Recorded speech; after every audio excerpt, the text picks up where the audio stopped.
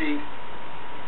Remind me again why we make the invisible bombabeel invisible. Breaker. What are you talking about? I didn't break anything. No, I was just saying, you've got a smart mouth. Maybe I should run you in. Why do you hate running? You've got a smart mouth, mister. Maybe I should... The other account for Mermaid Man and Barnacle Boy in their invisible bombabeel. They are believed to be old and dangerous. Officer, have you seen Mermaid Man and Barnacle Boy? Have I seen what now? No. That sounded like the invisible bombabeel. Was that them? Who? Mermaid Man and Barnacle Boy! Oh! Yeah, I guess. Apprehend them at once. Copy that. Over and out.